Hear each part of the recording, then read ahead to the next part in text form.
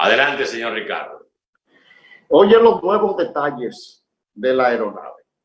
Ahora es que esto de nuevo adquiere el grimoso, civilino y oscuro carácter de los negocios del narcotráfico.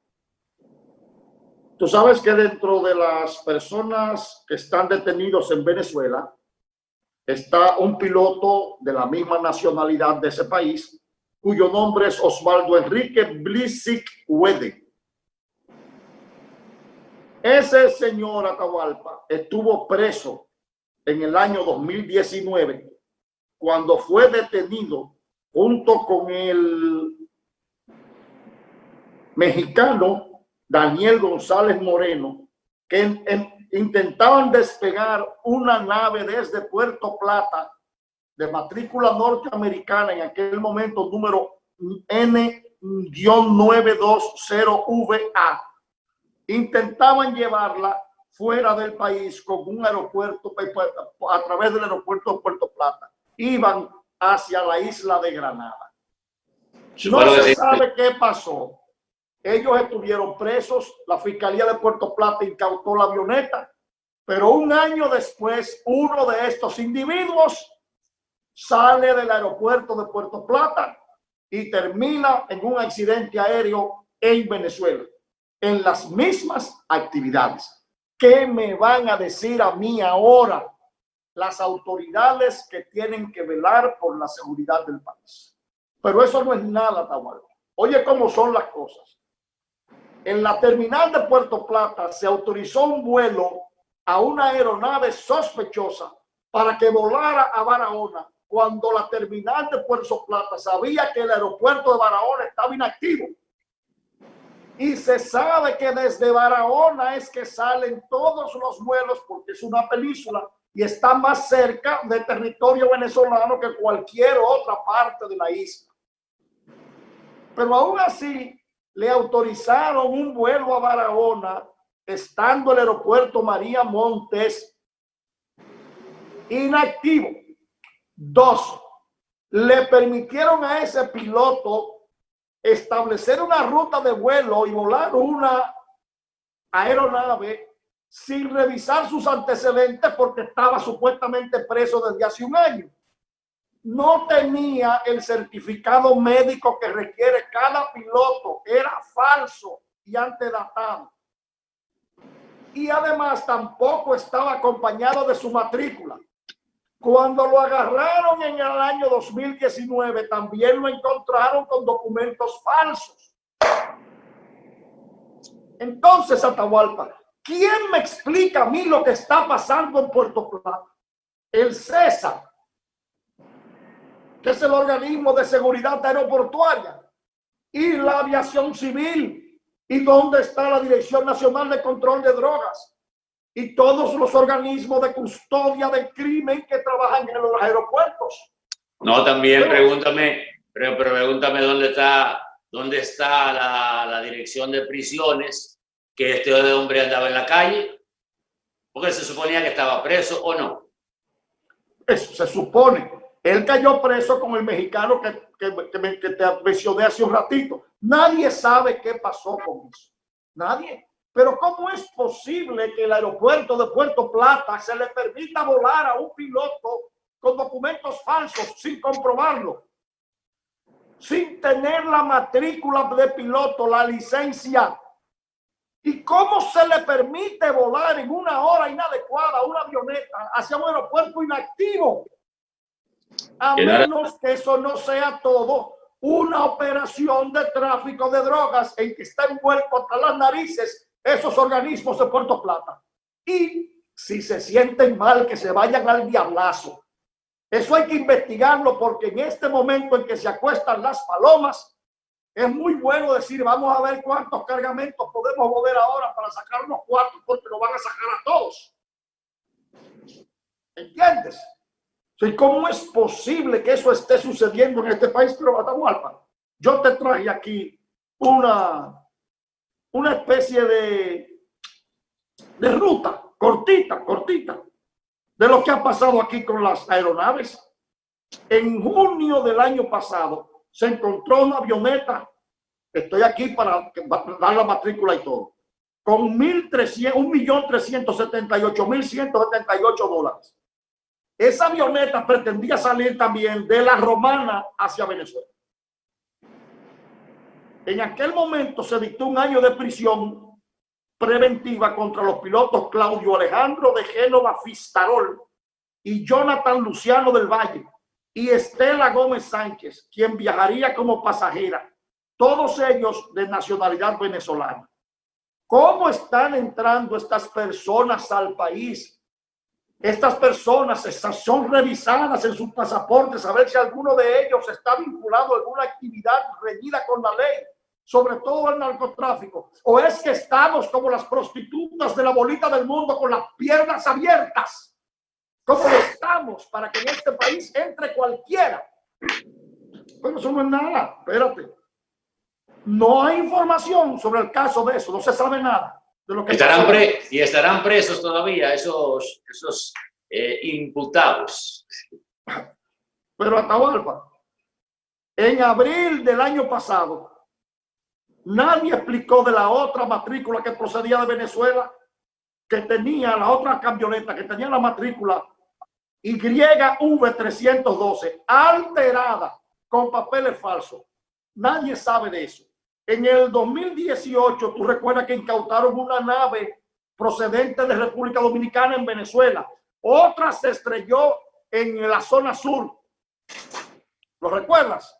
Nadie sabe absolutamente nada de este tropel de naves con documentos falsos que están volando entre Venezuela y República Dominicana como si estuviesen como Pedro por su casa. Increíble. ¿Qué explicación me van a mí a dar las autoridades de Puerto Plata? Supuestamente hay 10 detenidos para investigación, de acuerdo a las autoridades. Supuestamente. Bueno, miren, señores. A propósito de gente en la calle, hoy se dio la información de que fue cambiada la medida de coerción contra Manuel Rivas, exdirector de la OMSA, imputado en el caso de el asesinato de Junior Ramírez, el abogado, y que el principal autor, Argenis Contreras, todavía el Ministerio Público no ha podido traerlo de Estados Unidos porque después de casi 2 años, 1 año y pico, pues resulta que con un problema de migración no pueden traer a ese señor a la República Dominicana. Pues el señor Manuel Rivas fue puesto le cambiaron la medida de coerción supuestamente por el estado de salud que ha ido empeorando en los últimos tiempos. Aquí en Santiago, el personaje, o sea, la persona que encarga el payaso Kanki, fue puesto también en libertad porque se había cumplido ya 1 año de prisión que se había establecido como medida de coerción. El Ministerio Público no concluyó su investigación durante ese proceso, durante ese tiempo, y el juez de atención de la pena pues decidió cambiarle la medida de coerción por presentación periódica, impedimento de salida y 5 millones de fianza. Y vemos que, caramba, están coincidiendo algunas cosas en este periodo de transición. Plazos que se vencen, problemas de salud. Mira eso que tú señalas. ¿Qué más vamos a ver en lo que resta de este periodo de transición? Tú recuerdas que yo decía que el presidente debía estar ojo avisor porque cuando se van a acostar las palomas empiezan a hacer las bellaquerías. De gente que dice, bueno, yo no me puedo ir de aquí en blanco. Y esto no se va a arreglar. Y empiezan a meter mano y a soltar gente y a cometer tropelías. ¿Qué más nos resta por ver en este periodo de transición? No, pero mira, las deficiencias del Ministerio Público no son propias de esta etapa, de este interregno. Eso ya no tiene solución, Atahualpa, a menos que no haya una revisión profunda de corte y zanja radical.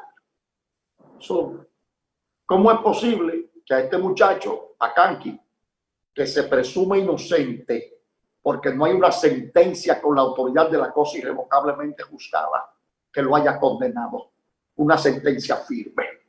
Entonces, pasó un año en una prisión preventiva y todavía el Ministerio Público contra una persona que está amparada por la presunción de inocencia no ha presentado una acusación. Vamos a hablar en primer término de los derechos del imputado. Ahora vamos a los derechos de la víctima. ¿Cómo es posible que si en este caso hayan pruebas suficientes para condenar a este señor, el Ministerio Público no haya tenido la diligencia para favorecer los intereses sociales y los de la víctima? Eso es un desastre, Atahualpa. Es un desastre. Y verás como muchos casos, como se han caído aquí, que el proceso culmina porque se extinguió. Aunque modificaron el código para extender el plazo de extinción del proceso. Oye, una aberración jurídica. Extendemos un plazo para favorecer la desidia de un ministerio público. Este es el único país del mundo que legisla para la inobservancia, que legisla para la desidia, que legisla para la irresponsabilidad, porque esos son nuestros congresistas. Se extendió el plazo de extinción del periodo para favorecer al Ministerio Público que no cumple con su deber. Pero bueno, mientras tanto, tú verás cuántos casos no se caerán. En el caso de Manuel Rivas, Argenis Contreras está prófugo. Trabajaba para Manuel Rivas, era su mano derecha. Todo apunta a que el crimen de Junior Martínez fue ordenado por Manuel Rivas. El Ministerio Público no ha explicado hasta ahora por qué varió la acusación. Lo excluyeron de el expediente criminal y lo involucraron exclusivamente en la corrupción en la ONSA. Porque eso fue lo que pasó. Sí, se varió la calificación. Claro, porque este es un dirigente del PLD que hay que buscar la manera de protegerlo. Que él está enfermo, pero él estaba en perfecto estado de salud cuando hizo todo lo que hizo en la corrupción de la ONSA. Es muy bueno enfermarse y entrar en un estado de nervios cuando usted está preso. Bueno. Y a mí nadie me puede venir a hablarme de salud, porque ya aquí un expediente de salud terminó siendo un fiasco y otra corruptela. Y estoy hablando de Quirinito. A Quirinito lo mataron después de un cáncer en la lengua. Y finalmente Quirinito no aparece. Todo el mundo sabe dónde está Quirinito. Empezando por los oficiales altos de este país. Todos saben dónde está Quirinito. Pero no, a Quirinito parece que hay alguna información que no puede dar Quirinito. Y hay que mantenerlo quirinado. Y a propósito, el Procurador General de la República se va a ir y no va a ir a Colombia a interrogar a César el Abusador. Cuando un país abandona su soberanía judicial y permite una extradición, está también abandonando todo el proceso en manos del país que la solicita. Si yo fuera presidente de la República, no autorizo una sola extradición más en este país. Si los delitos fueron cometidos aquí, vamos a juzgarlo aquí. O es que no desconfiamos de nuestra justicia. Estados Unidos quiere información, que vengan. Yo permito que no hay un intercambio de información entre los países. Vengan, interroguen aquí y obtengan lo que ustedes necesitan. Lo que llama la atención de todo esto, Juan Sebastián, en el caso de la especie que estamos tratando, el último, de César el Abusador. Señores, es sorprendente con la facilidad, la tranquilidad y la disposición buena, rápida, de la gente que es apresada por asunto de narcotráfico y que tienen algún pedido en extradición, que inmediatamente dicen, no, está bien. Yo no voy a esperar la sentencia, yo accedo voluntariamente a que me extraditen a Estados Unidos.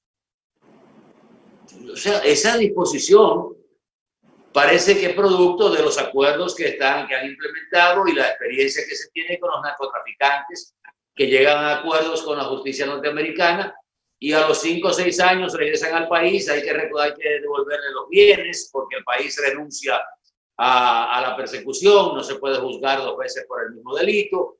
La soberanía jurídica del país no existe en ese sentido.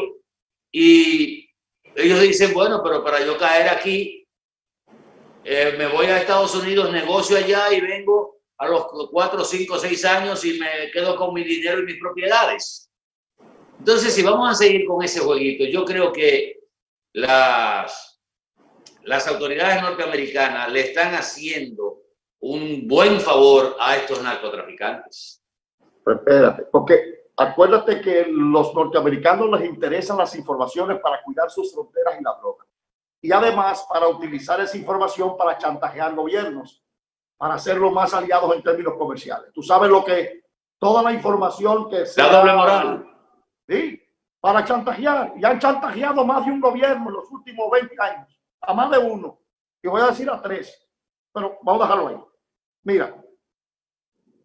30 personas arrestadas en el caso de César el Abusador. Hay 14 que guardan prisión preventiva. 5 fueron puestos en libertad. Extraditados 5. Y se mantienen prófugos 3. ¿Verdad? Aquí tengo los nombres, pero sería prolijo, enumerarlos o decirlos aquí. Pero los últimos tres que detuvieron dijeron, no, que estaban pidiendo extradición, mándenme. No, Jamie Verónica Núñez Rodríguez, Pablo Antonio Polanco Mateo y Ana Gregoria Pérez Ten. Dice que continúan las investigaciones, los allanamientos, pero esos 3 están prófugos. Eso se quedó así. Eso no va a pasar más nada. Ahora, si no le hubieran disparado a David Ortiz, César el Abusador estuviese operando en el país ahora mismo. No hay dudas. Porque eso nos ha querido decir. Si no estalla el escándalo del atentado a la vida de David Américo Ortiz y se mencionó el nombre de César el Abusador, no le quedó más remedio a las autoridades que decirle, hermano, ya no te podemos proteger porque el escándalo estalló en términos internacionales, porque aquí hay una figura de trascendencia deportiva en todo el mundo que es David Ortiz. Si eso no hubiera ocurrido, que desgraciadamente ocurrió, aunque desgraciadamente por la salud y el percance que se vio envuelto David, que gracias a Dios salió de eso. Y bueno, por esa coyuntura pudimos agarrar a César el Abusador, pero ya hay otra estructura que está haciendo lo mismo aquí. Fíjate que son los mismos pilotos que agarran 1 año de prisión, a los 3 meses están en la calle volando avionetas en la cara del fiscal, en la cara del general y en la cara de Sumay. No, y los mismos que eran manos derechas de César el Abusador también, que son los que aparecen ahora detenidos. Pero bueno, vamos a publicidad un momentito para entrar en otros temas aquí en Q, a través de los canales de Boreal Televisión. Por favor, quédese con nosotros.